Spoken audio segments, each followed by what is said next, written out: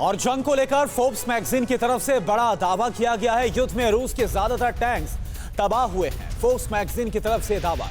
Ukraine के खिलाफ जंग में पुराने टैंक्स को उतार रहा है रूस। रूस ने यूक्रेन के खिलाफ अपने T-62 टैंक मैदान में उतारे।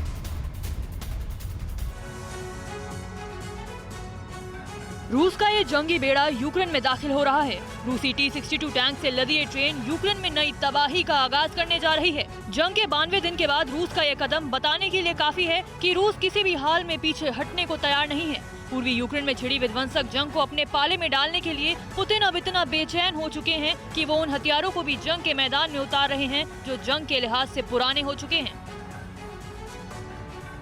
यही वजह है कि पुतिन ने 1961 में रूसी जंगी बेड़े में शामिल हुए T-62 टैंक यूक्रेन के लिए रवाना कर दिए हैं। लेकिन यूक्रेन में T-62 टैंक उतारने का दूसरा पहलू बेहद चौंकाने वाला है। फोर्ब्स मैगजीन ने अपनी एक रिपोर्ट में दावा किया है कि 3 महीने की लगातार जंग के बाद रूस के ज्यादातर टैंक यूक्रेनी हमले का शिकार हो चुके हैं और रूस पुराने टैंक मैदान में उतरने के लिए मजबूर हो चुका है। खबर यह भी है कि अगर पुतिन यूक्रेन की जंग को लंबा ना खींचते तो शायद T-62 जैसे पुराने टैंक को मैदान में उतारने की जरूरत भी नहीं पड़ती, क्योंकि एक आंकड़े के मुताबिक यूक्रेन हर दिन रूस के 4 टैंक तबाह कर रहा है। और वही रूसी हमले के खतरे के बीच फिनलैंड की वॉर ड्रिल जारी है। फिनलैंड ने समंदर में रूस को दिखाई है ताकत। फिनलैंड के कोस्ट गार्ड का बड़ा युद्धाभ्यास जारी है। फिनलैंड ने स्वीडन से मिली RBS-15 मिसाइलें भी दागी हैं। मिसाइलों से ताबड़तोड़ वार, लगातार धारदार।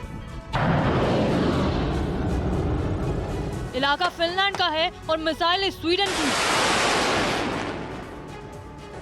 समंदर की तरफ से आने वाले खतरे से निपटने के लिए फिनलैंड के कोस्ट गार्ड ने युद्ध का अभ्यास किया। इस दौरान स्वीडन से मिली RBS-15 मिसाइलों का परीक्षण किया गया। RBS यानी रोबो सिस्टम 15 दागो और भूल जाओ की तकनीक वाली long range surface to surface और air to surface anti ship missile है जो टारगेट पर अचूक वार करती है।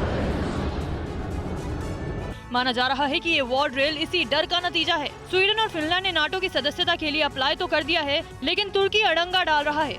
तुर्की स्वीडन और फिनलैंड के नाटो में शामिल होने को अपनी सुरक्षा के लिए खतरा बता रहा है। वैसे तुर्की की हकीकत ये है कि वो नाटो का मेंबर रहते हुए भी रूस का दोस्त है और रूस को खुश करने के लिए वीटो पावर का इस्तेमाल कर स्वीडन और फिनलैंड की नाटो में एंट्री रोक भी सकता है।